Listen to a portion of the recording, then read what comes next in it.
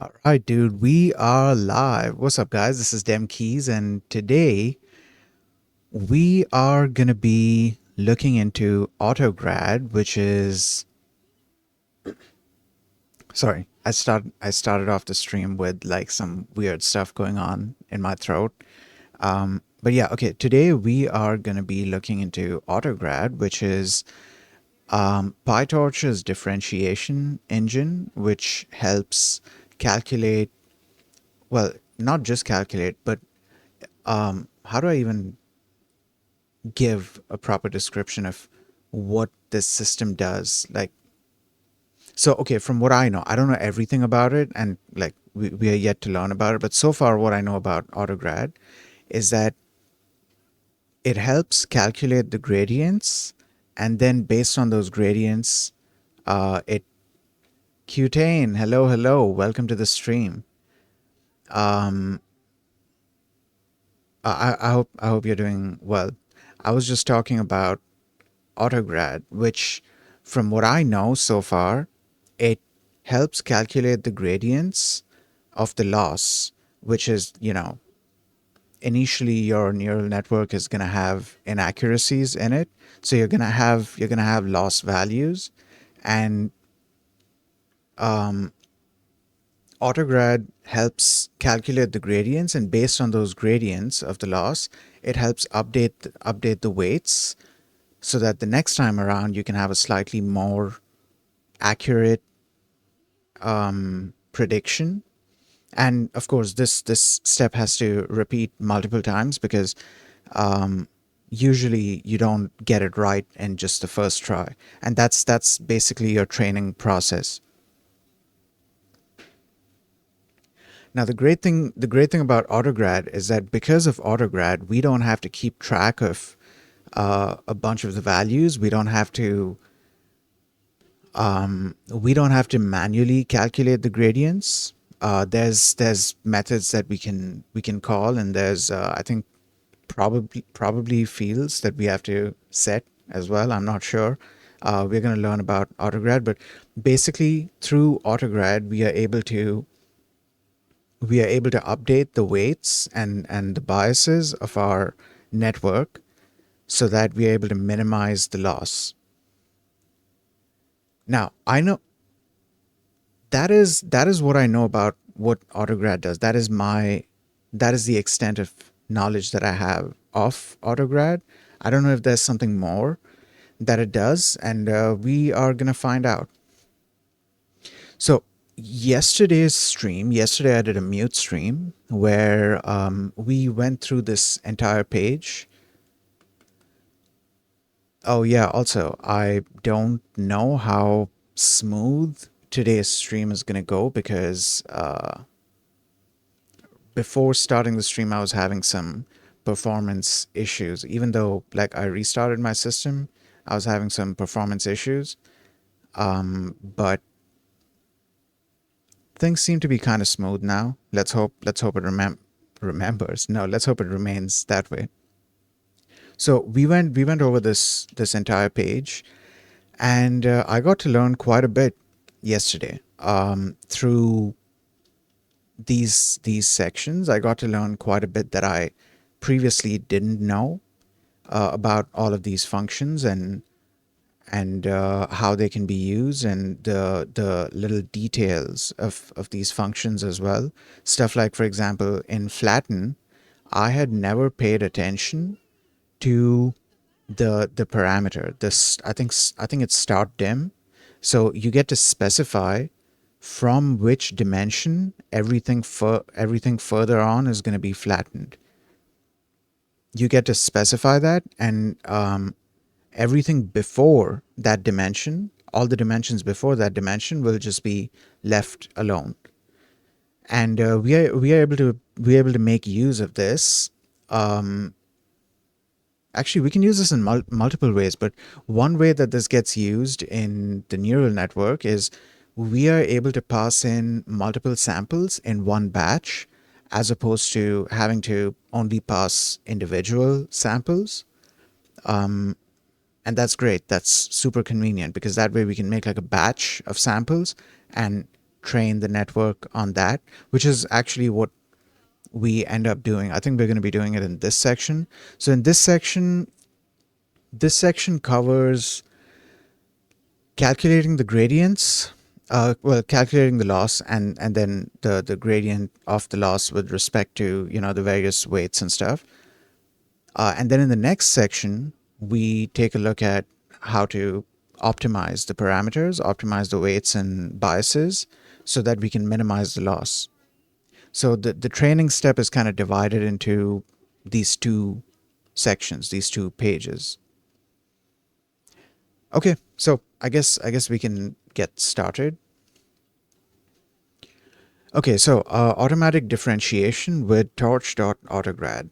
When training neural networks, the most frequently used algorithm is backpropagation. In this algorithm, parameters, model weights, are adjusted according to the gradient of the loss function with respect to the given parameter. This is what I was trying to explain at the beginning of the stream when I just started fumbling my words, because I guess I wasn't sure how to explain it. But yeah, that's what. So okay, yeah, like I was saying, this is my extent of knowledge of Autograd. That Autograd helps us do this kind of stuff. I don't know what else Autograd helps us do. I guess I'll find that out as we explore Autograd more. I kind of, dude. Okay, I'm kind of glad that they in the previous section they showed us this. So they moved these layers and these modules outside of the context of the class. Because in the first example, or I think even at the beginning of this page, yeah. So over here they showed that okay, you can define a class and then you can define these methods and within the init method you can define the structure of your entire neural network, right? But I'm glad that they also showed it outside of the context of the class. Give it a second. My system is being kind of slow. Oh God, it is. Okay, yeah, there we go. I'm glad that they also showed it like this by sort of, let's say, dissecting each of the statements. They or dissecting the network into these multiple statements and then explaining what each of the statements does. And this part was definitely important, sequential, because it showed how to, well, in the words of the documents, in the words of the docs itself, it showed how to put together a quick network. I feel like there's a lot that you can learn even with that. Though I'd imagine using the structured class approach has its own pros and cons. Okay, anyways, carrying on. Are adjusted according to the gradient of the loss function with respect to the given parameter. So yesterday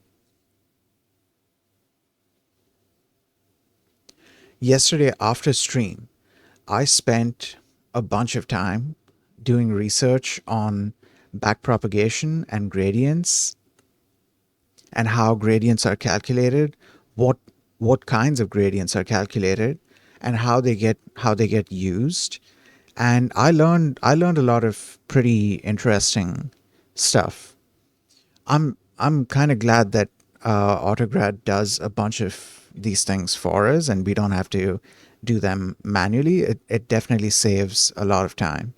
I should look into how TensorFlow does this, because PyTorch has Autograd, right? I'm guessing TensorFlow has its own mechanism of doing something. You know what? Okay, let me Google this real quick because I'm curious.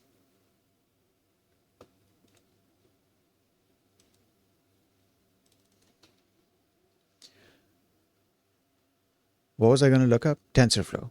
TensorFlow Autograd. Introduction to Gradients and Automatic Differentiation. TensorFlow provides the tf.gradient tape API for automatic differentiation.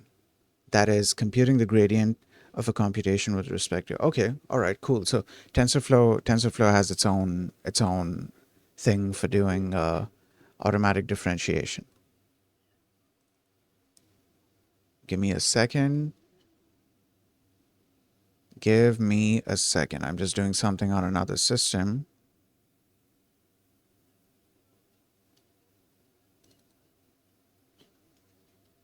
All right. Okay. Okay, cool. So let's carry on. To compute those gradients, PyTorch has a differentiation engine called torch.autograd. It supports automatic computation of gradient for any computational graph. Okay. Consider the simplest one-layer network with input. Wait, consider the simplest one-layer neural network with input x, parameters w and b, and some loss function. It can be defined in PyTorch in the following manner. So we have x, we have y, which is the expected output, then the weights, random bias, and then z, which is our output. Okay, so we do a simple linear layer calculation, a simple linear transformation, and then we calculate the loss. I need to look into the loss. I need to look into the loss function because I know that one way to get the loss is getting the squared error, actually the mean squared error, which at this point, okay, I don't remember if we. Okay, so I know that we're getting a square of the errors, right? I think we are then taking a mean of that, and that's the mean squared error, but I don't remember okay, now I'm curious. Hold on. Give me a second. Give me a second. So there's two things I need to open up here. First of all, I need to open up an LLM that I can ask questions to.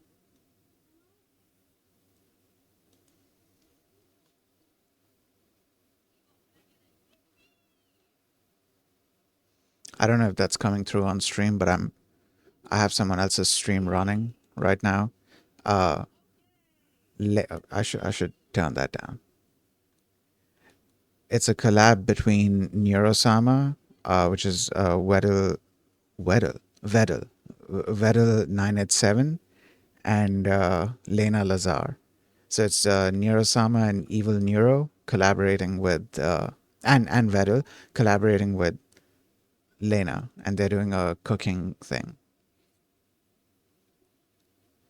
Okay, hold on. Let me open this thing up.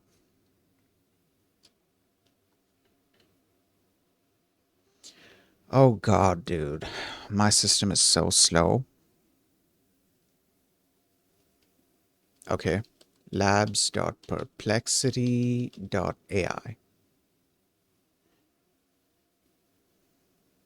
So this is great because, like, okay, the reason I have to go to the BRB screen is because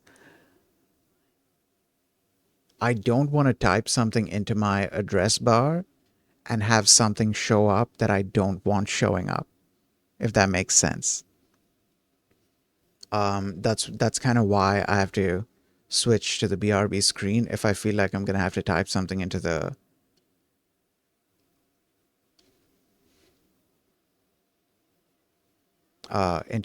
address bar.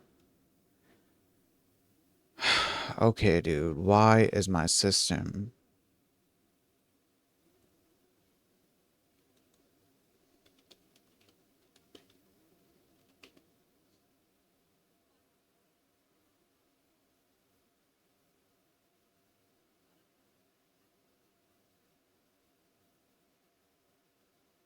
Give it give it a second, I guess. There's Nothing much I can do about this.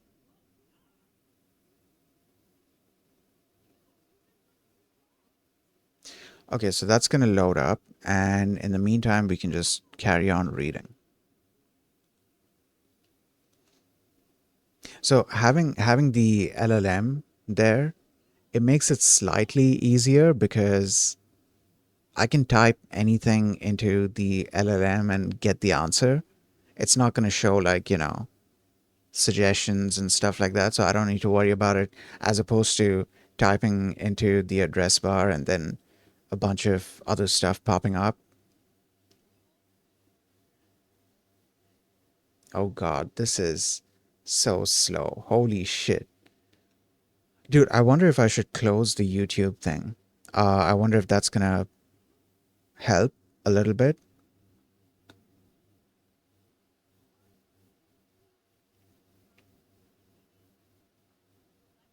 Give it a second, because the browser is just frozen.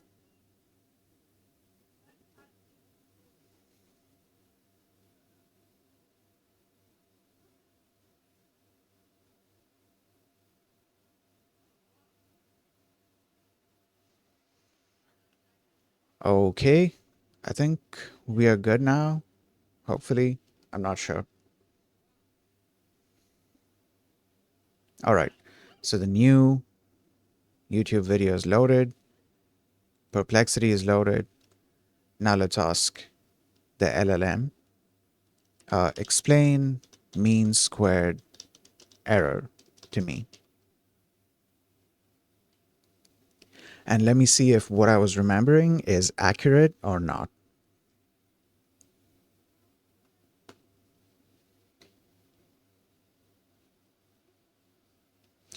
I've also been playing around with linear regression more, because okay, I'm kind of happy about this. I I have finally understood.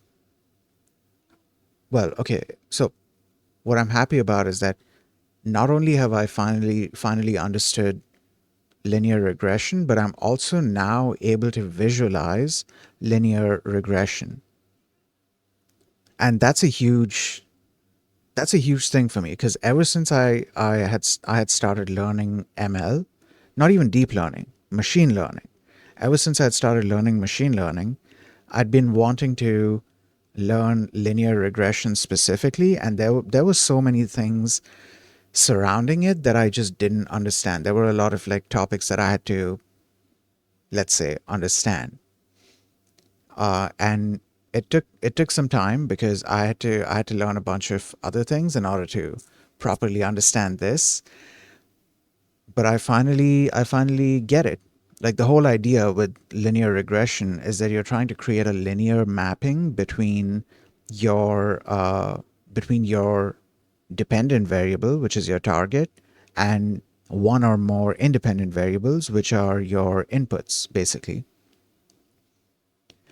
And what I find interesting about this is that this linear mapping doesn't necessarily only have to be used to make predictions or to do any kind of calculation. You can literally use this as a linear mapping. So, like, okay, we are calling it a linear mapping, right? We are mapping one thing to another. Let's say we can map values to actions. Like, think about that. You could map certain values or certain types of inputs to a certain action. So you could then program a system that, given certain inputs, takes certain actions, and your entire behavior structure could be described through this linear mapping alone. You don't have to do a bunch of, like, if statements that, oh, if this is the input, then you do that. If this is the input, then you do something else. You would still need to write code to do the actions themselves, but the decision making process, I guess that's a better way to put it, the decision making process of what the action is going to be, that gets described by the linear mapping. And that's something interesting to me, because we are able to use this model to describe a behavioral pattern. We are able to use this model to describe a behavior in the form of, should I say in the form of equations or in the form of numbers? It's mainly in the form of numbers, because there's two things that we are getting here. The main two things are the coefficients and the intercept. The coefficient is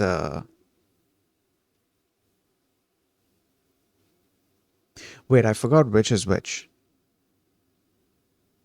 Oh yeah, okay. So we have the coefficient and the intercept. Okay, I forgot which is which, because to plot the line of best fit, or to plot a line in general, you use y equals mx plus b, right? M is your slope and b is your y-intercept. So I forgot, because in scikit-learn, when linear regression returns something, when it calculates these things, it is calculating, it is presenting you with coefficients and intercepts, or maybe just one intercept. I don't remember. But yeah, it's presenting you with coefficients and intercepts. It doesn't necessarily say slope and intercept, slope and y-intercept. Okay, what was I saying? Oh yeah, so we are able to describe this behavioral pattern in the form of numbers. We are able to I don't know if I'm describing it very well, because like it makes sense in my head, but like when I'm trying to say it out loud, it's I'm just fumbling my words. Because okay, we are trying to map inputs to actions. Like this is one use case. Okay, we are able to map inputs to actions, and then we are able to describe or represent that mapping in the form of numbers.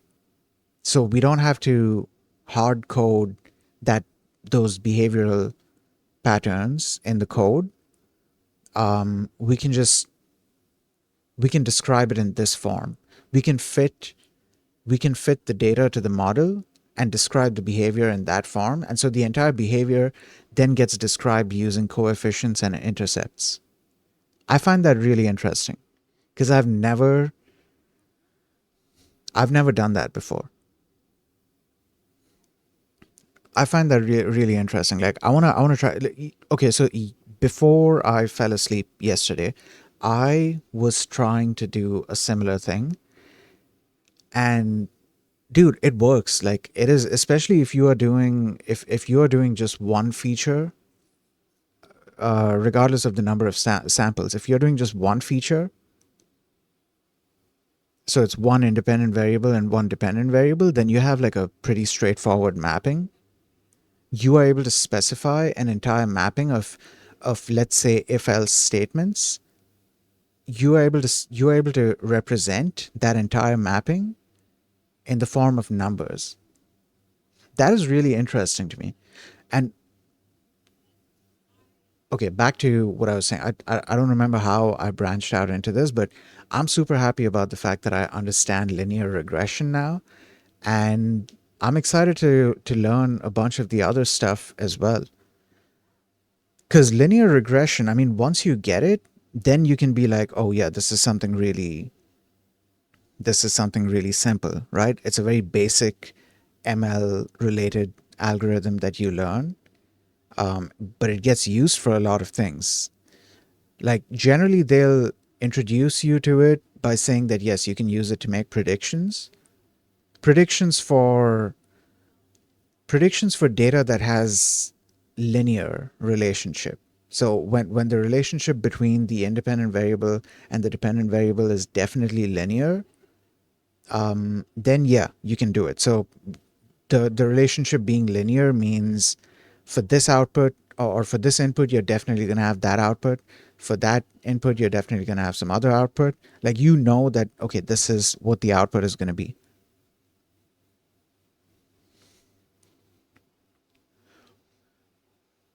But yeah, okay, enough about my excitement about linear regression. There's a lot more.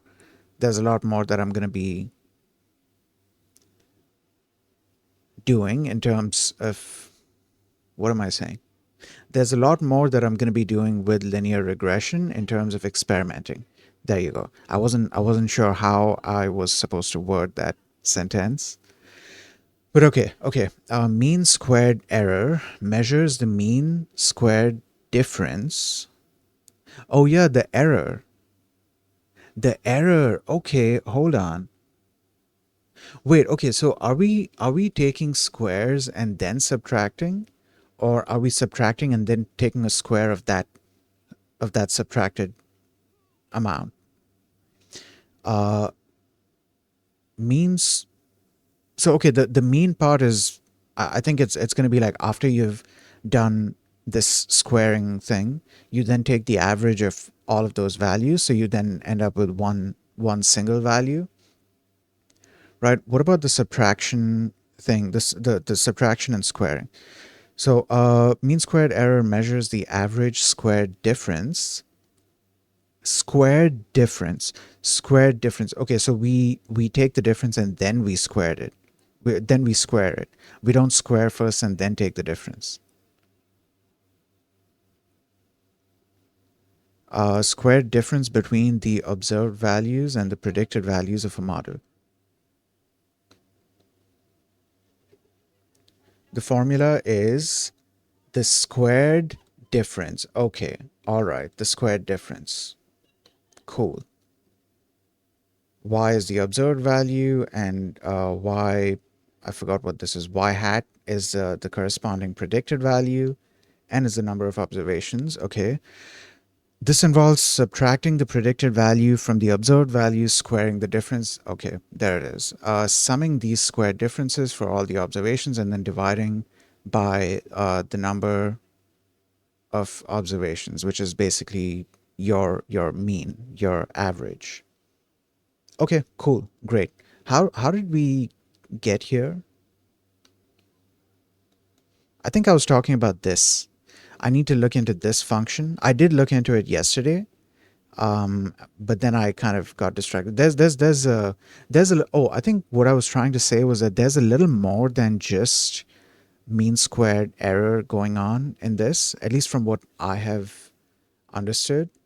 And I need to understand exactly what more is going on other than just mean squared error. Because I think there are different types of loss functions as well. So we're going to have quite a bit to explore. And dude, as it is, we have quite a bit to explore because so far we've only looked into feed forward neural networks. We haven't even touched convolutional neural networks and recurrent neural networks. And that's it doesn't just stop there. There's a bunch of like how do I say this? Pre-built architectures, pre-built neural network architectures, neural network models that are available in PyTorch.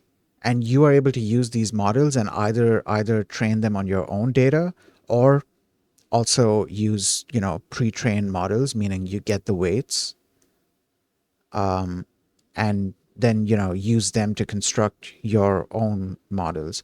So I need to explore those as well. There's a bunch of different ones that I need to look into. Stuff like ResNet is one of them. Um, one more very, okay, I don't know if I should call it very famous, but like I had seen it being mentioned quite a bit. What was the name? What was the name? Hold on, I need to try and remember the name of.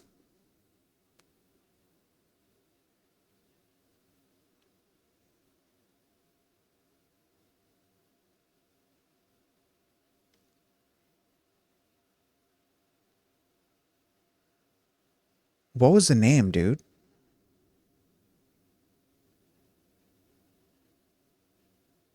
Damn. Okay, I'm blanking on the name. There was something with a C, and no, it wasn't convolutional neural network. though it might have been a type of convolutional neural network, but no, the name was something else. Damn. Okay, I'm blanking on what it was, but there's a bunch of different types of neural network architectures that we can explore and that I intend on exploring. These basic building blocks aren't the only things that PyTorch gives us, but the fact that it gives us these building blocks is what allows us to build much more custom, much more sophisticated, and much more powerful neural networks. So we are not just using pre-made, pre-built models. We have the ability to create our own models using these tools. Okay, okay. Let's get back to this thing. I didn't think that I would end up getting distracted, but it ended up happening anyways. I also missed the ad timer, so in a couple of seconds there's going to be an ad playing. I didn't think I was going to get distracted with other stuff. I thought we were just going to start reading this and carry on reading, but apparently not. apparently I ended up getting distracted anyways. Okay, so tensors, functions, and computational graph. This code defines the following computational graph. X multiplied by W plus B, so that's our linear transformation. That gives us Z, which is the output of our linear layer. And then we pass this through a cost function. I'm not sure what E is over here, but yeah, we pass this through a cost function and we use Y, which is the expected output, and Z in this case is our predicted output. Oh, there's an ad playing.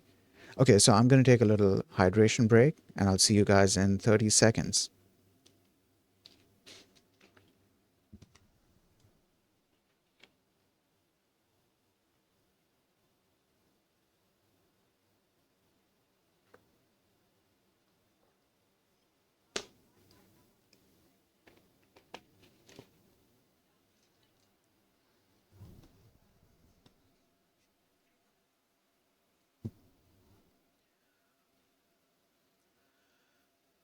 Okay, welcome back.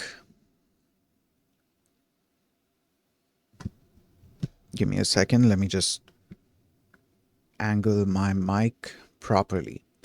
Okay, wait, is this right?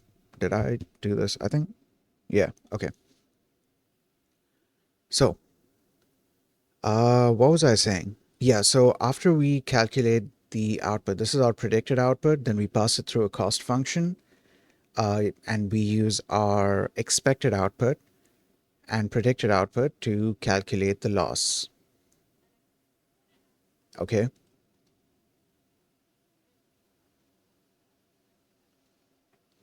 So what's interesting is what happens after we calculate the loss, because after the loss is calculated and then the gradients of the loss with respect to each of the parameters are calculated, we are then able to use those gradients to influence the weight and the bias. We are able to use those gradients to correct, I guess is a better word to use. We're able to use those gradients to correct the weights and biases.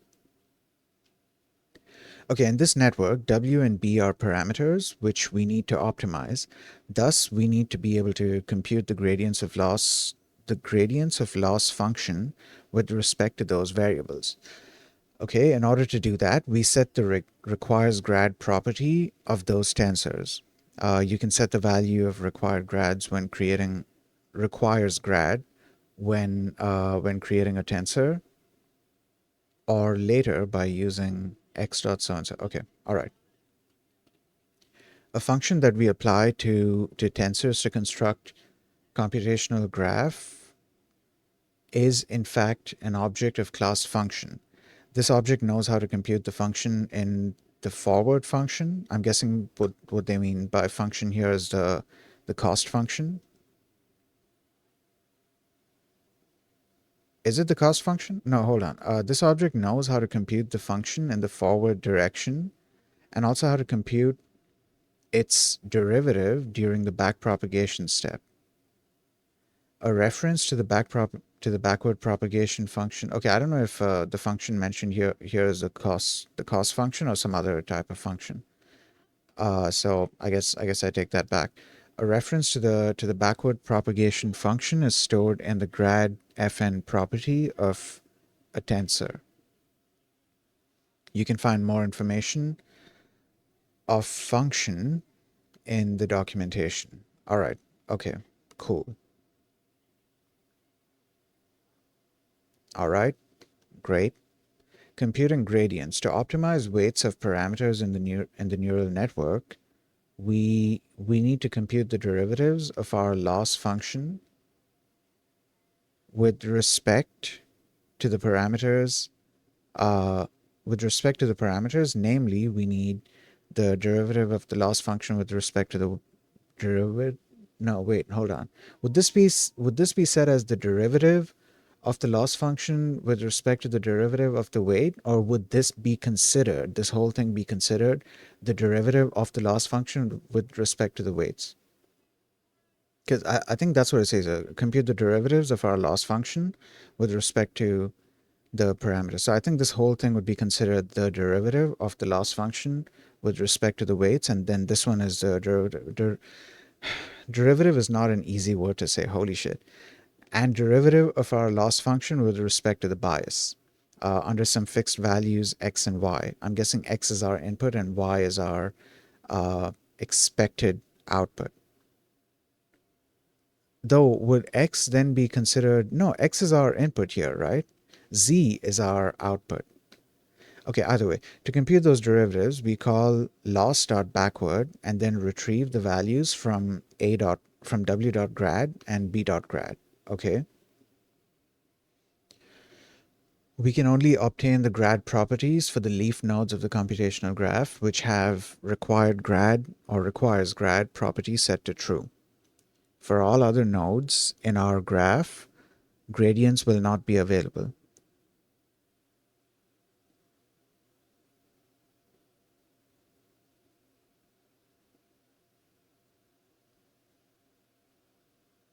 For all other nodes in our graph, gradients will not be available. We can only perform gradient calculation using backward once on a given graph for performance reasons. If we need to do several backward calls on the same graph, we need to pass retain graph equals true to the backward call. Okay, disable gradient tracking. By default, all tensors with requires grad equals true are tracking their computational history and support gradient computation.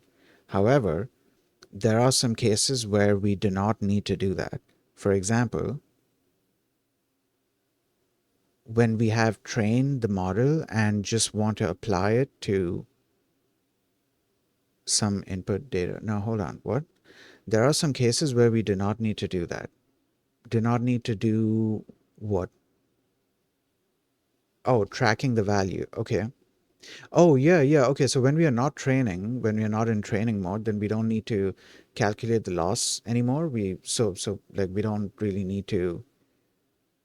Basically, when we are not in training, we don't need to update the weights, meaning we don't need gradients. And I don't think we even need loss at that point, because unless you're training or evaluating the model in some way, you aren't really calculating loss. Like, you've done all that during the training process. Okay. For example, when we have trained the model and just want to apply it to some input data, i.e., we only want to do forward computations through the network. Okay, cool. We can stop tracking computations by surrounding our computation code with torch.nograd block.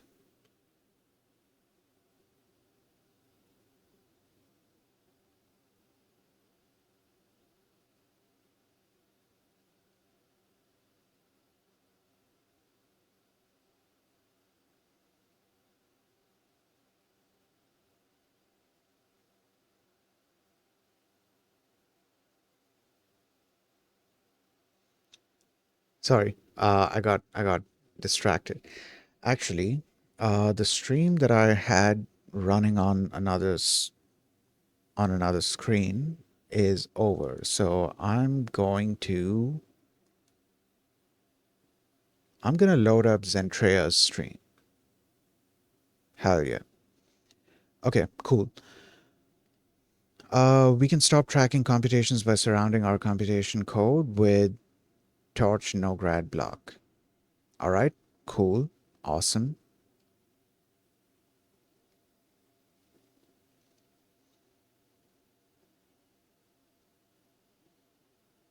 All right, great. Oh, this is interesting. So when we set the value of a variable using that with torch no grad, then the tensor's requires grad thing gets set to false. Okay. Would another way to do this? Oh, I was about to say another way would. Okay, I was about to say would another way to do this be instead of using this with thing, we just say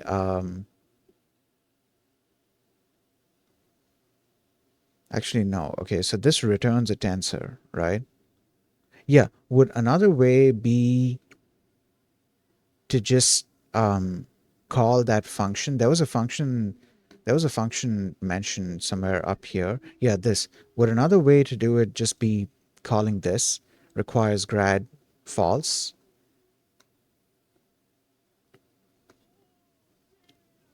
Because anyways, even after it exits this code block, even after that it remains false, right? So would there really be a difference between actually I think there might be a difference if because okay if it's a tensor and we are setting the thing to false, okay. But what if we are doing something like here where we are doing this calculation? um I think no, I think there's a difference. I think there's a difference between using torch.nograd versus tensor.requires grad whatever. But okay, here it says another way to achieve the same result is to use the detach method on the tensor. Okay, so then now my question is what is the difference between using z.detach versus where was that? Versus this x dot requires grad true or false. I think we can experiment with this and figure out what the difference is.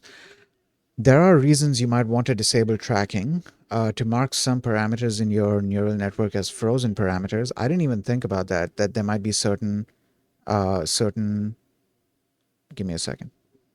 Yeah, I didn't even think about the fact that there might be certain parameters that we always want fixed. We don't really want to change them.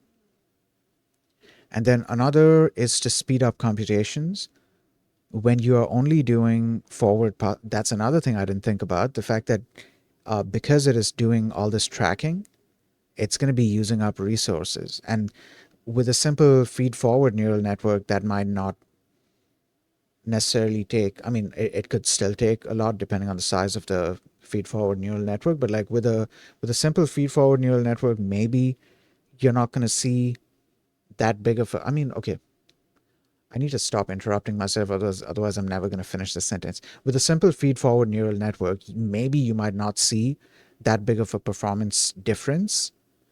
But with more complex neural network architectures, you're probably going to see a difference between tracking the variables versus not tracking them. Okay, now that I've finished saying that sentence, let me also correct that sentence, which I kept on trying to do earlier. I guess even with a feed forward neural network, it depends on the size of the neural network because you can have like, dude, you can have massive neural networks. In that example alone, the previous example from, well, the previous page, if you look here, You see this? This comes to 700 something. I don't know. I don't remember exactly how much. Yeah, I don't remember exactly how much, but it's something 786 maybe. I don't. Oh, I could wait. Let me open up VS Code.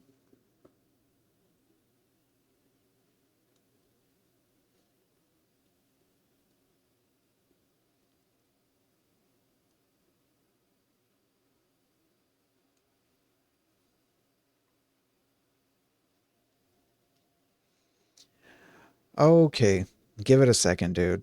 Oh, you know what? This is gonna take some time. Let me just pull up my. Let me just open up the calculator app on my phone. Oh, don't play, don't play. I had TikTok open, and so as soon as I unlocked my phone, it started playing the video. Okay, give me a second while I do this thing, because VS Code is just gonna be slow as shit. Okay, it's 784. So in this example alone, our input has 784 features. Our first linear layer, it had it has 784 input features and 512 output features. Then our second linear layer has 512 input features and 512 output features. And then our third linear layer has 512 input features and 10 output features. So even with a feed forward neural network, it can get fairly big, fairly complex, which is something I want to experiment with. I want to test different configurations and see how things change, how the neural network reacts, how the neural network behaves. There's a lot, dude. That I can, there's a lot of experimentation that I have to do once I've properly learned. So I know now how to construct, how to build the neural network, and I know how to pass input to it and get output from it. However, I'm yet to learn how to calculate the loss and, well, not just calculate the loss, but like all of the other stuff that comes along with it. Because, we calculate the loss, then we calculate the gradient of the loss, and then we use the gradients to update the weights and stuff like that.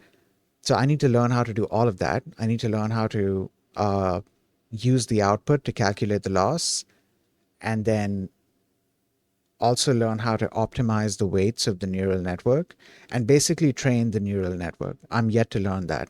Once I've learned that, then there's going to be a bunch of experimentation that I have to do. And dude, holy shit, there's so much to explore here. So much. For to begin with, um, three things that I'm kind of prioritizing right now are basic feed forward neural networks, basic convolutional neural networks, and basic recurrent neural networks. Once I've learned these, then I'm going to be moving on to all of the other neural network architectures. Somewhere in between this, the transformers architecture also comes in. So I need to look at that as well. Or the transformer architecture also comes in. So I need to look into that as well. There's something called what is it? I think generative adversarial network, something like that. I need to look into that as well. That's one of the architectures I need to look into. And then there's other stuff like ResNet. I think ImageNet was one of them as well. There was, I'm still not able to remember that one. What what was it? Okay, let me try asking Perplexity. I don't even remember if it started with C. I think, okay, I think it did start with C. There was a neural network architecture that I'd heard about a while back, but I can't seem to remember the name of it. It started with a C. Can you list out some options for me so I can see if it's one of them?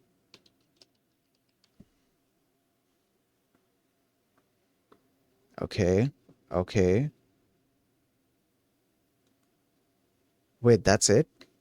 No. Hold on. That's it? Give me more.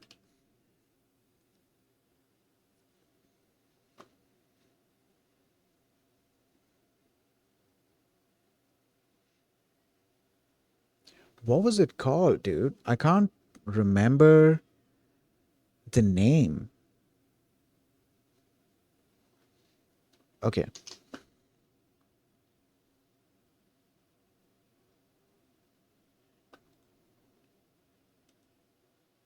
I think it might have been available on Hugging Face Transformers. So Hugging Face Transformers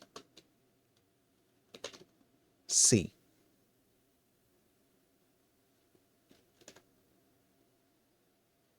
Uh,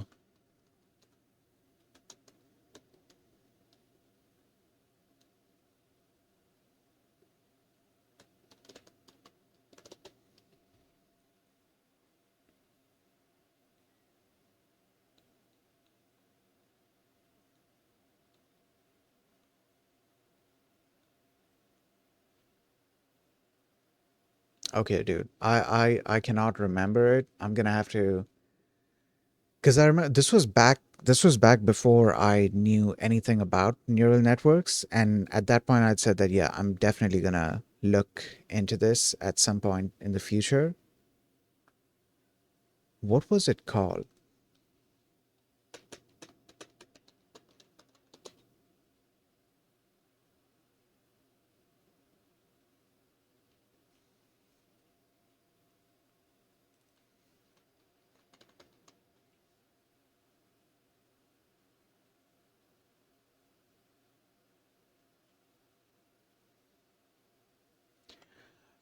Okay, dude. I'm gonna have to look into it later on. For now, let's just carry on with this.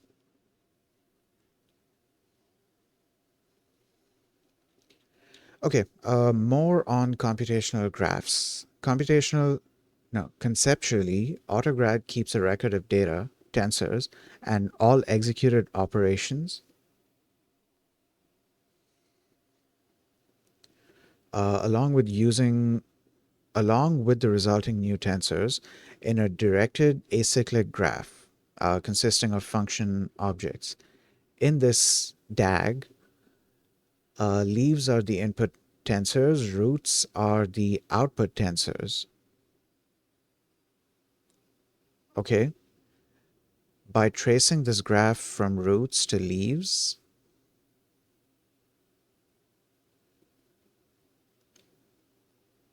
by tracing this graph from roots to leaves, you can automatically compute the gradients using the chain rule. In a forward pass, Autograd does two things simultaneously: run the requested operation to compute a resulting tensor and maintain the operation's gradient function in the DAG. What? Maintain the operation's gradient function in the DAG. Okay. The backward pass kicks off when dot backward is called on the DAG root. Autograd then computes the gradients for each gradient function, accumulates them in the respective tensor's grad attribute, and using the chain rule propagates all the way to the leaf tensors. Okay. Yeah, dude, looking into backpropagation was also pretty interesting yesterday, because there's apparently a lot that goes into this. There's still a lot that I have to understand, even though I'm not really going to be doing it, manually. I'm mainly going to be using Autograd.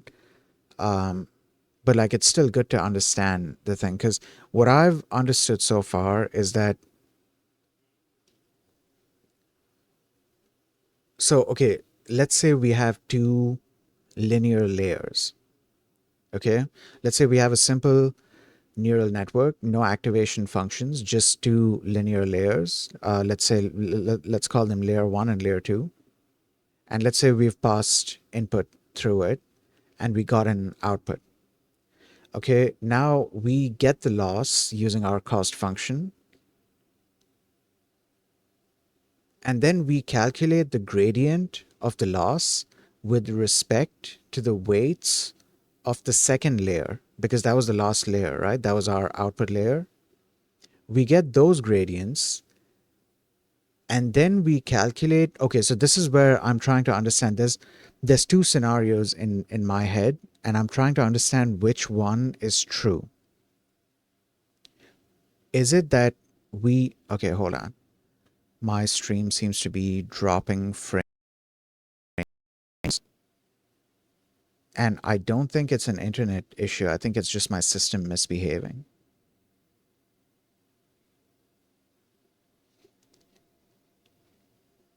Okay, give me a second.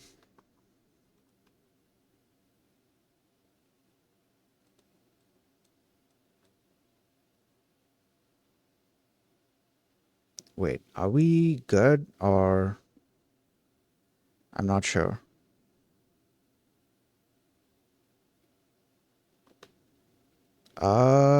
Yeah, no, I don't think we're good. I think we're still kind of struggling with the, dude, another thing I need to look into is this thing with the responsiveness of my VTuber model to, well, basically the audio reactiveness, the audio reactive response. I need to play around with the values a little bit, because it seems to be on the lower side. So I feel like I need to play around with this so that the model kind of, responds more. There's two things that I could do. One, I could go into the VTubing app's code itself and kind of change the value, uh, basically scaling the value, so it shows a little bigger than what it is right now. Another thing I could do is just get my mic to output more. So I could increase the gain on the mic. The issue with that is it could start picking up interference if I have the gain too high. So I've been trying to keep that low. And usually what I do is I'll introduce gain in OBS. So right now in OBS I have, oh God, okay, my entire system is freezing.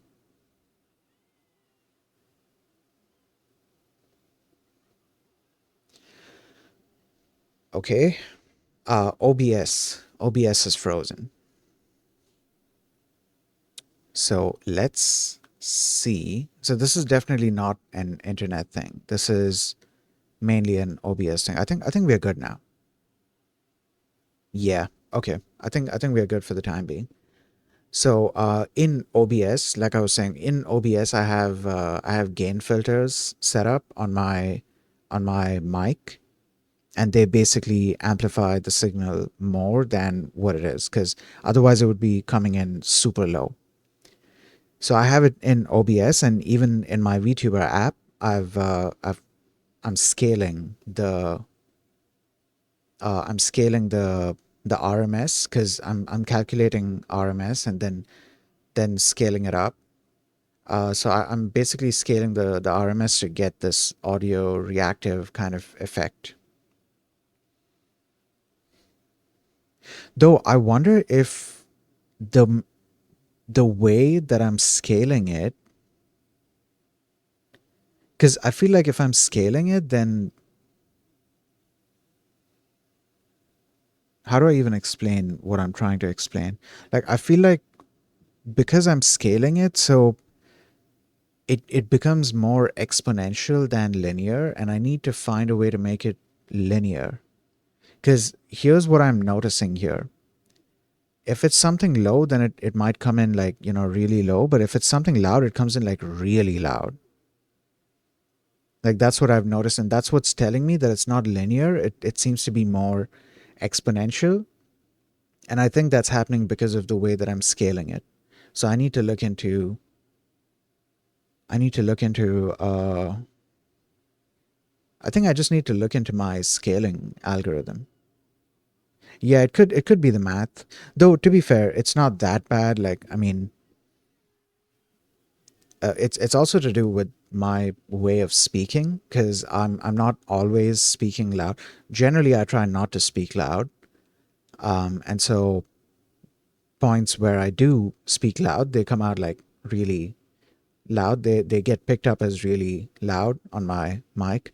Either way, okay. Enough about my voice and the VTuber avatar. And okay, but by the way, for the VTuber app, I kind of also wanted to um,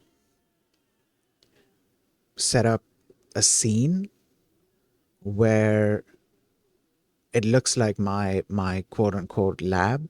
I have an idea for the kind of aesthetic that I'm going for. I don't know how it's gonna look, but I'm excited to try it out. I'll say that. I'm excited to try it out. In fact, if I manage to do it well, uh I might not even need the green screen. I could just use that. Like that would then become my quote unquote overlay, even though it's like it'll really be these video elements being overlaid on top of what the VTuber app is outputting video wise. But yeah, okay.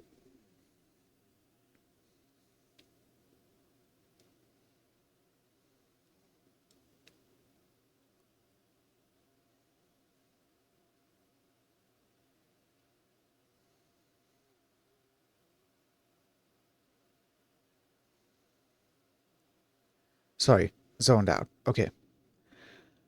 Uh all right, DAGs are dynamic in PyTorch. An important thing to note is that the graph is recreated from scratch after each backward call.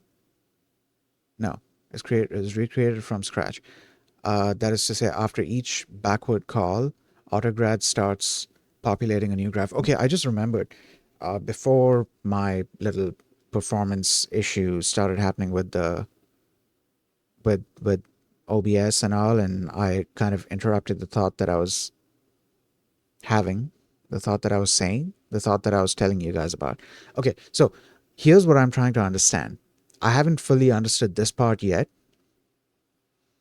I'm trying to understand. Okay, so we get the output from the network, right? And then we calculate our loss, and then we calculate the gradient of the loss with respect to the weights of the second layer. So this is, let me just reintroduce the scenario. Okay, give me a second.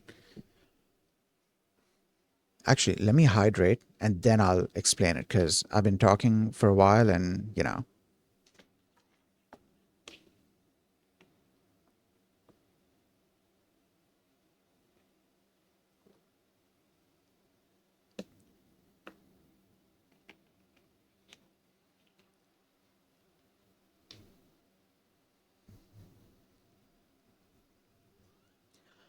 okay.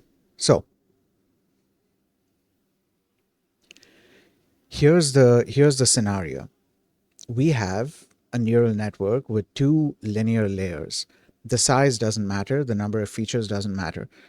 Um, we have two, well, okay, the size matters, but the number of features, in and out features for each layer doesn't matter.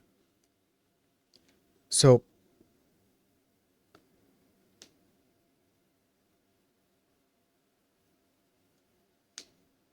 okay, So we have a neural network with two linear layers.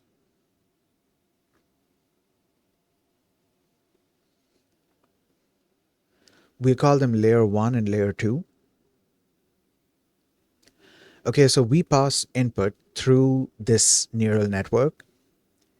It passes through layer 1 and then passes through layer 2, and finally we get our output.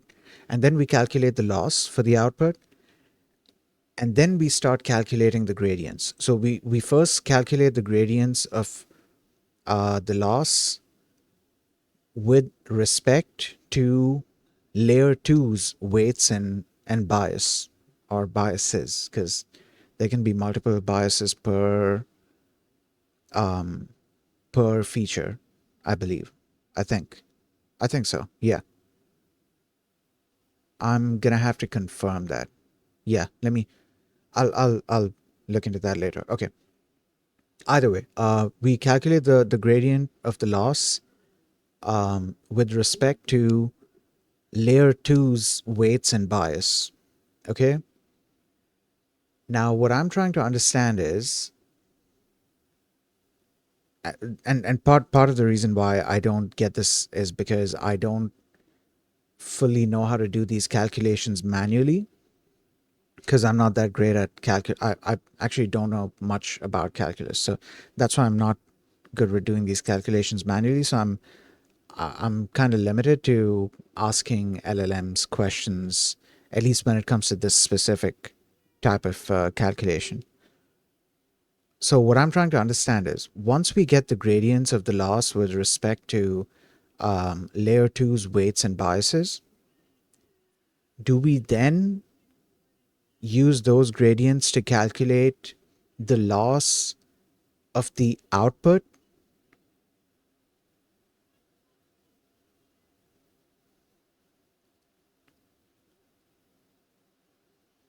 Okay, I stopped myself there because I was trying to think whether it makes sense. Because now that I'm saying it out loud, I don't know if it makes sense. So what I was trying to figure out was, so it could be one of two scenarios, right? And I'm trying to figure out which one it is. One scenario is we get the gradients of the loss with respect to layer two's weights and biases, and then we use those gradients to calculate the loss of the output of layer one. Oh, yeah. Okay. So I just remembered what I was trying to figure out. What I was trying to figure out was, um, we are trying to calculate uh, the loss of the output, right? But are we also trying to calculate the loss of the output of layer one? If we are, how do we know what layer one's expected output was? We have the predicted output, but how do we know what the expected output was? Is are the gradients being used to calculate that, or could it be that the gradients from layer 2 are being used to calculate the gradients with respect to layer 1's weights and biases? Which of these is it? I don't even know if I described this properly. I'm trying to figure out if, after calculating the gradients for layer 2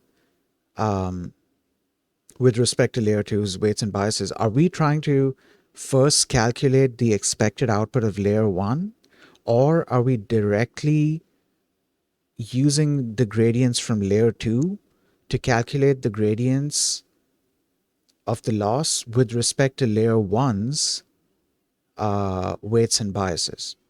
I think now I've explained it properly.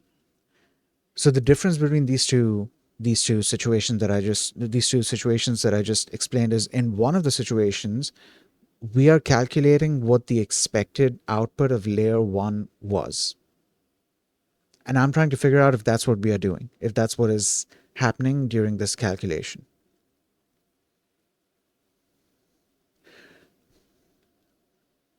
But okay, all right. My confusion about, what's happening, I need to read up more on backpropagation, and there is there's an excellent article by a very knowledgeable person who actually wrote like an entire ebook on deep learning. I'm going to read their article because while I don't fully understand the math going on there, just reading the thing is going to clear up my doubt because I don't really want to get into the math behind calculating the gradients. As interesting as it might be, I'm okay with just letting Autograd calculate it, but I do want to get a high level overview. I just want to get I do want to get like a conceptual understanding of what exactly is going on there. What are we calculating for? Because so far what I know is that we are calculating a bunch of gradients for we are calculating a bunch of gradients with respect to the weights of each of the layers, and then we are using those gradients to update the weights and biases of those layers. And that's fine, but like I'm trying to get like a slightly deeper, still conceptual, but slightly deeper understanding of it without going too deep into the math. I'm trying to get an understanding of the workflow there, as opposed to the math behind it. This is one situation where I'm trying not to go too deep into the math because otherwise I'm going to have to go back and learn calculus, and that's going to use up a bunch of my time that I, am trying to avoid. Okay. All right.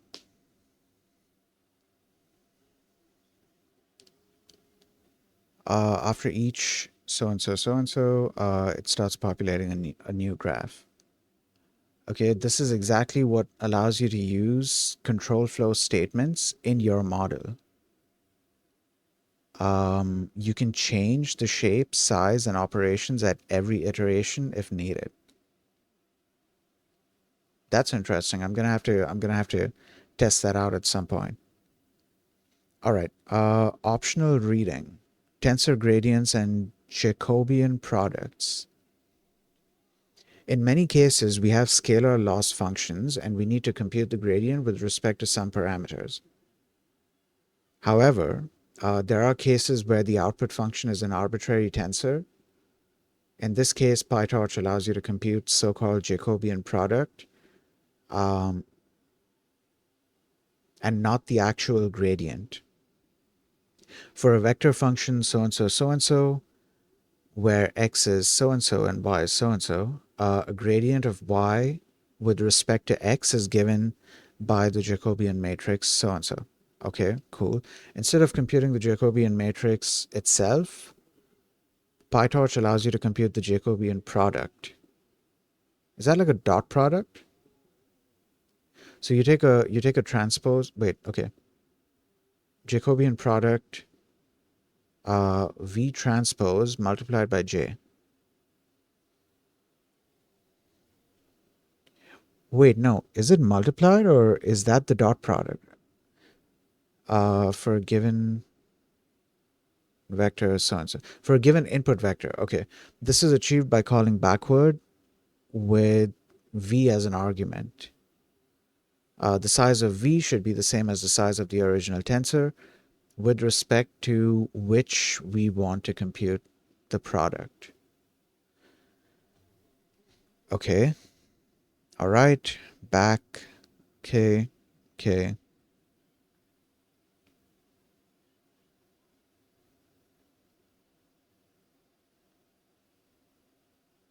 Okay, I didn't really get this. Is there anything more here? Because it mentioned optional. So I think we are ready to move on to the next section where we will actually be using the gradients. And that is here.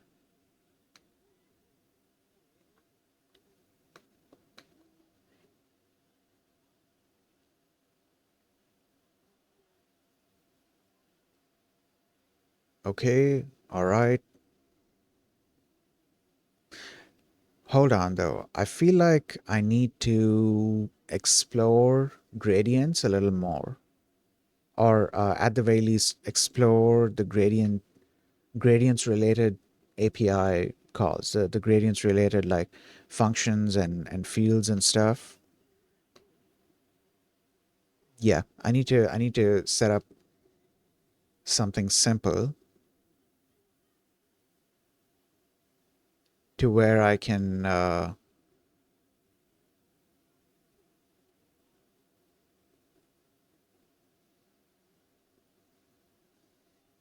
should I do that now though? Okay, so what all did we learn here? So we had the weight, we had the bias. Okay, all right, cool. We have our output, and then we use this thing to calculate the loss. Okay, this calculates the binary cross entropy between the target and input logits. Okay.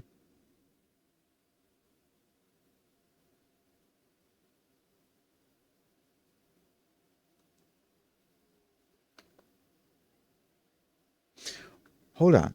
This just occurred to me. Is it logits or logits? Because we say digits, right? We don't say digits. Um, Pronunciation.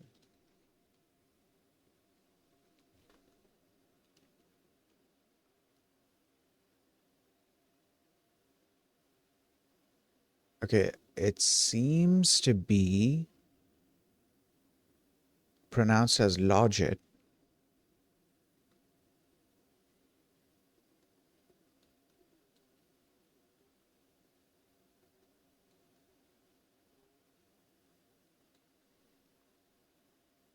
Uh, Hold on.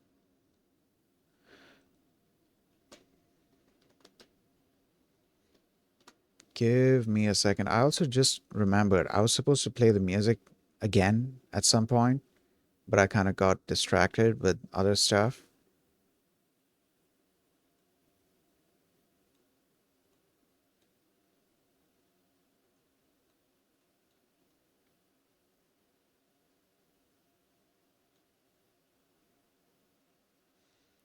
Okay. Let's look this up on YouTube.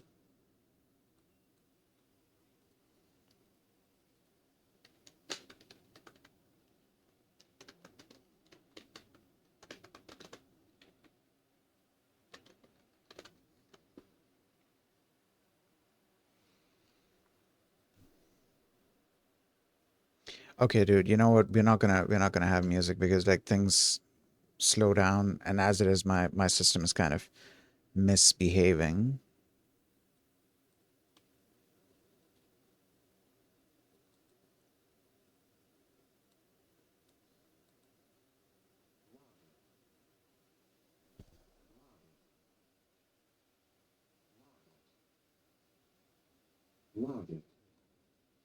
All right, so this person is saying logit,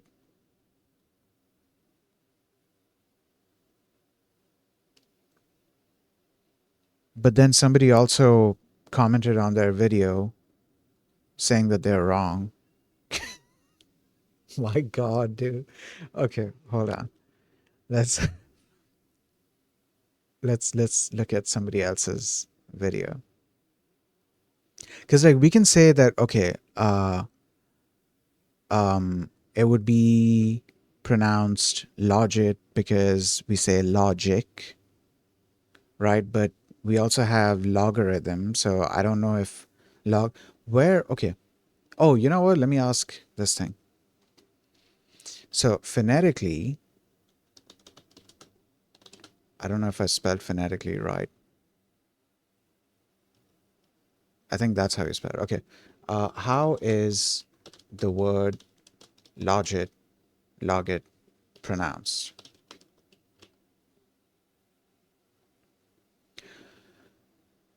Um,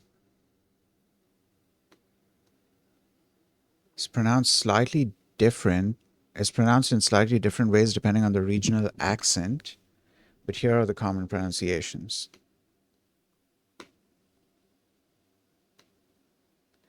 So the word so and so is generally pronounced as logit or logit in American. Okay, all right. Or logit in British. Oh, so both of them are right. Logit and logit. Is that right? I don't.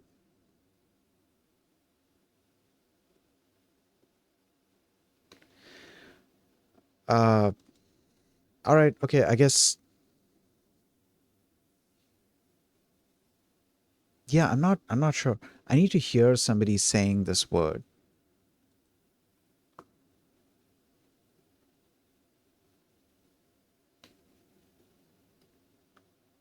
This is something incredibly silly to get hung up on, but that's what we are doing right now.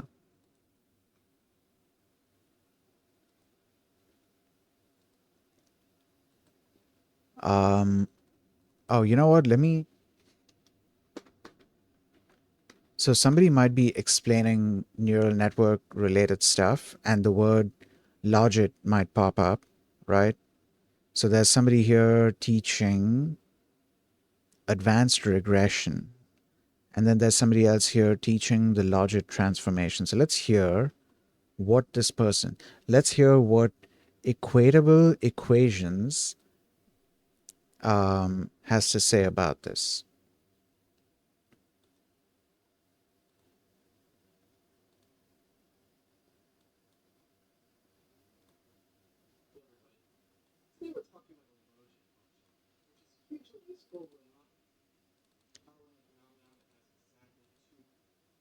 Okay, so this person said logit.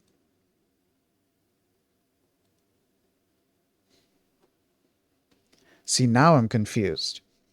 Is it logit or logit? Because we don't say logic, right? But I feel like I'm connecting. Oh, let's try this. Would the low part be pronounced low or law?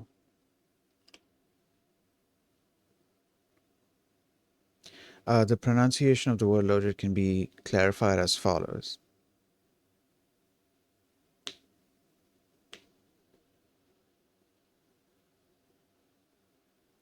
The low part in logit is generally pronounced as low rather than law or low. That's not helping. That is not helping.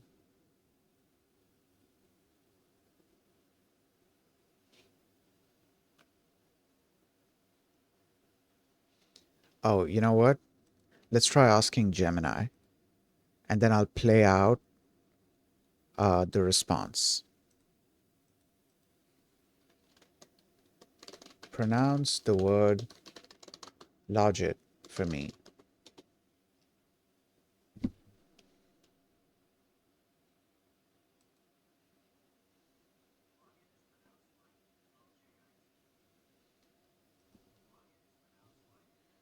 All right, this one pronounced it as logit, not logit or logit. My God, dude. Okay, this is so now there's a confusion. So I'm just gonna pick one for the sake of being able to carry on doing this. We're gonna say logit.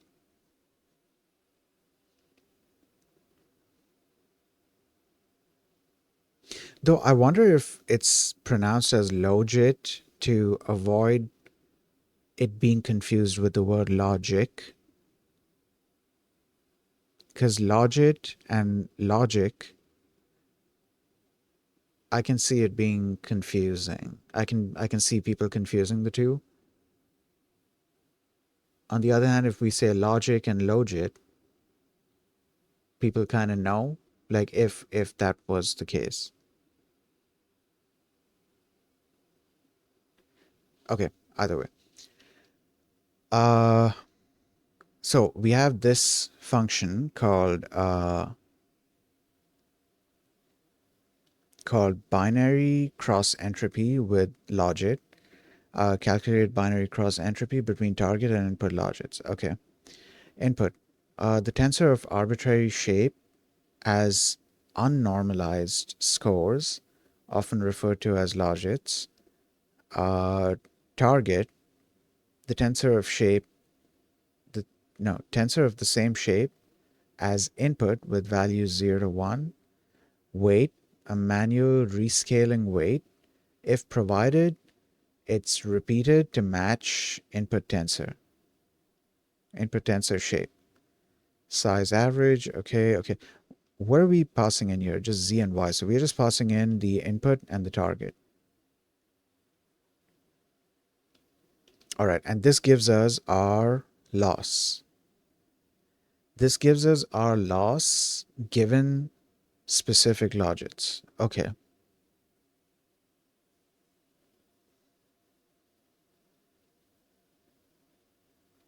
And here is the calculation for it.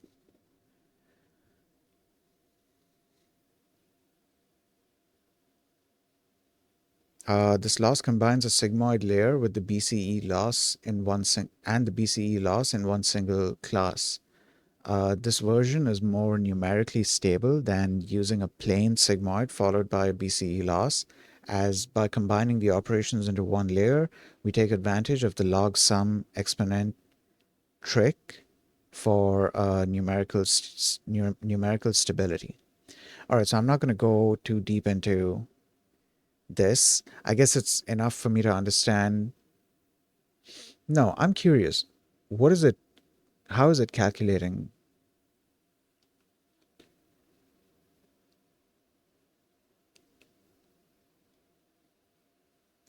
Where n is the batch size. If reduction is not none, um, so if the default was, wait, does, okay, if reduction is, oh, okay, if reduction is mean, then we take the mean, otherwise we take the sum. This is used for measuring the error of a reconstruction in, for example, an autoencoder. Note that the targets t so-and-so should be numbers between 0 and 1. It is possible to trade off recall and precision by adding weights to positive examples. In this case, no, in the case of multi-label classification, the loss can be described as so-and-so. Okay, all right.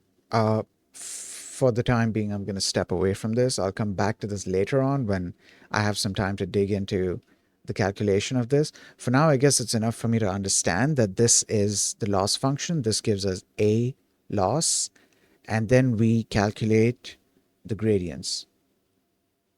Oh, that's why it said CE. CE is for cross entropy. Okay.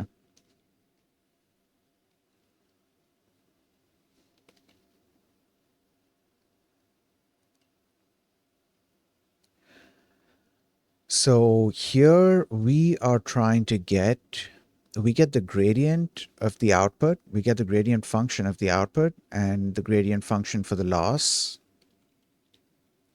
Then we compute the gradients for the weights after calling loss start backward.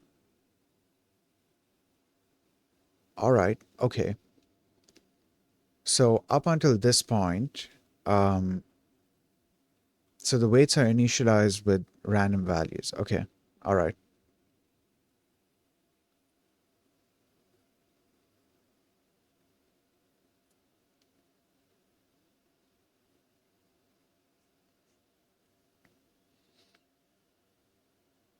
Wait, this is interesting. Z, I'm guessing it defaults to requires grad equals true. Can't say for sure. Oh, actually, let's see the constructor. Because we are then able to call grad function on Z as well. On Z as well as the loss.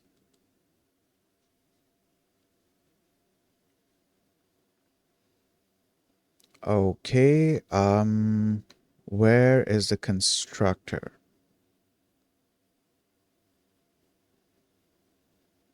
This is a legacy constructor,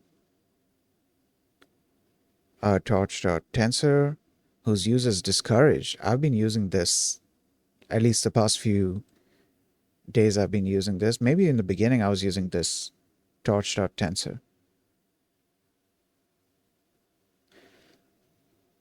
Okay, requires grad is false in this. Constructs a tensor with no autograd history by copying data.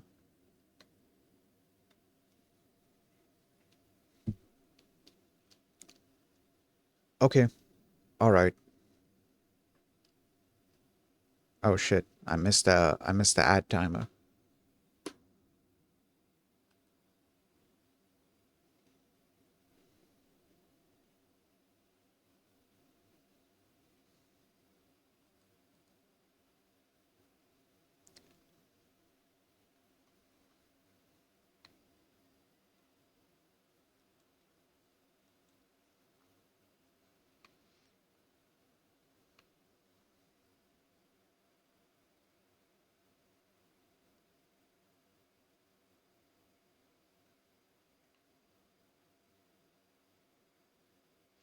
Okay, so after we call loss.backward,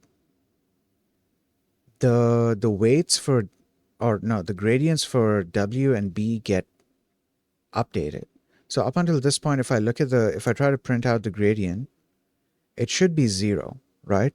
So let's try creating a random thing. So we're gonna be doing a bunch of silly experiments here, just to get an idea of how things work and what's going on.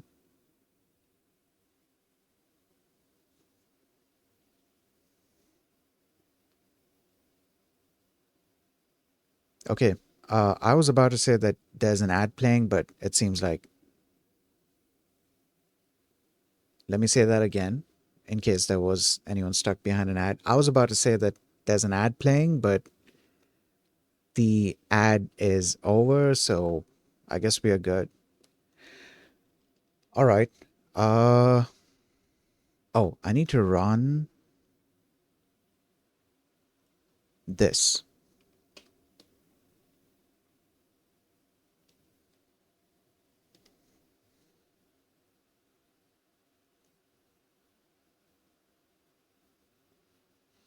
Give it a couple of seconds while it does its thing.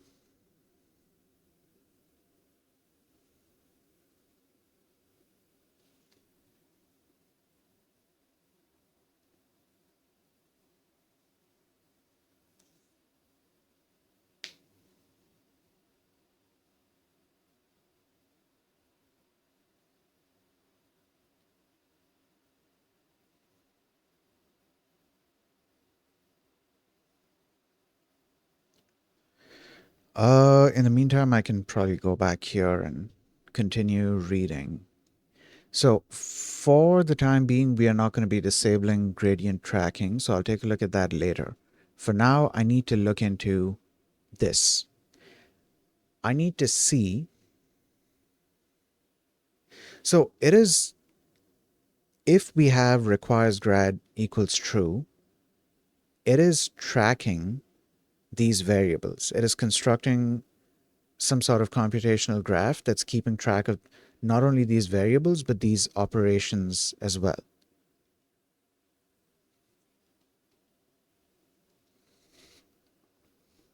So what I'm wondering is, does matmul return a tensor that is whose gradient can be tracked, or do we have to enable the thing? The behavior depends on so-and-so. Okay.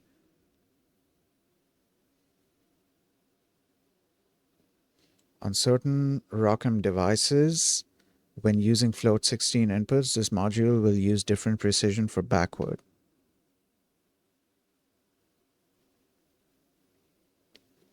Matrix product of two tensors. Okay. It does not mention,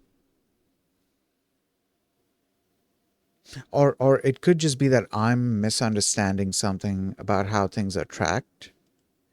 There was a thing at the end of the page for Autograd mechanics. I think it was, no, it wasn't this.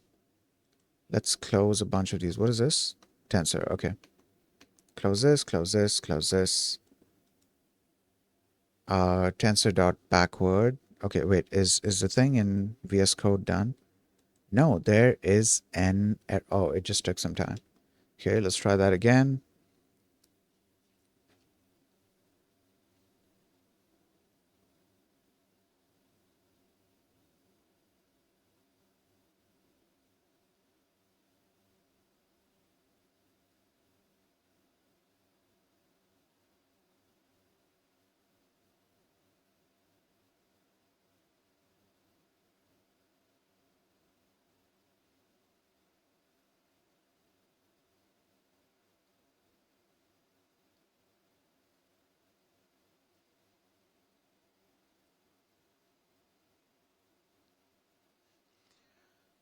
Okay, it's still gonna take some time.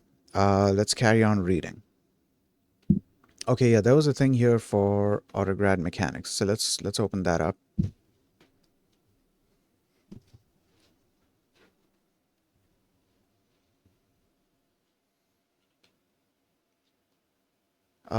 This note will present an overview of how Autograd works and records the operations. It's not strictly necessary to understand all this, but we recommend getting familiar with it as it will help you write more efficient, cleaner programs and can aid you in debugging. All right, cool, cool. We are definitely going to be reading through this. It's going to take me some time because I'm going to have to go like, section by section. I don't think I can grasp all of it in one go because there's quite a bit here.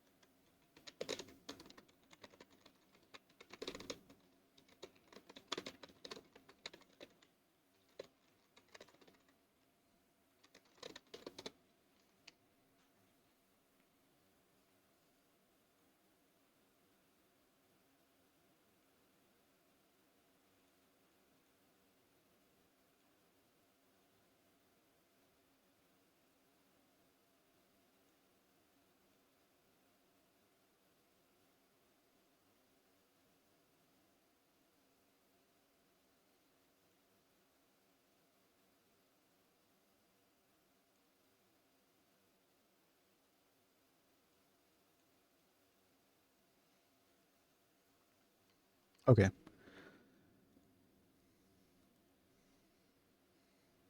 All right. This is just refusing to work now. So I guess we're just going to keep trying. We're just going to keep trying to load this. I don't think I'm going to do anything with it because I wasn't expecting it to behave properly. It was misbehaving before I started the stream. I wasn't expecting it to behave properly during the stream. Fortunately, I don't think we did any coding this stream. We mainly just read stuff about Autograd, and I got a, well, I got some part of understanding. I don't want to say I got a good understanding. There's still quite a bit that I need to understand about this system, and I need to play around with the whole concept of gradients. to understand what's going on. Hopefully, at some point, I'm gonna understand the math behind it as well. But I'm not really leaning too hard on trying to understand the math behind calculating the gradients, because just getting, at least in this specific instance, just getting a high level understanding of what is going on, it's enough for me. I'm satisfied. I'm satisfied with that. I don't need to go too deep into the math behind it. Um, but yeah, at the very least, I do want to get an overview of how things are working. I feel like this is going to be one of those pages that I'm going to come back to every now and then, because it seems like, because like the page is divided into different sections, right? It seems like each of these sections gives like different bits of information about like different things. So I'm not necessarily going to be using all of the information at once, but at different points in time, I might need to come back here and look at it to get some information.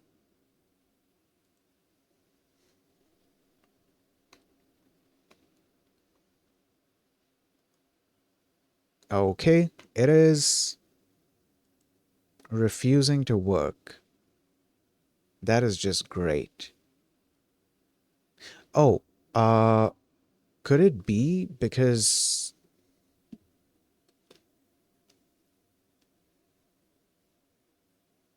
the environment is not activated? Because I did have to restart VS Code.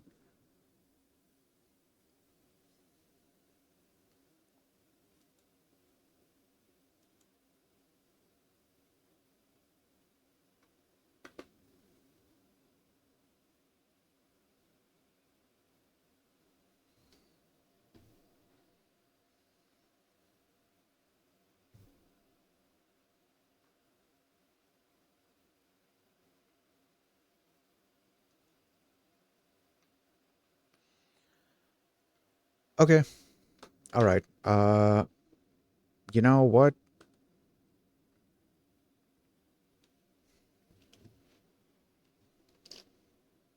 Okay, so I'm gonna carry on.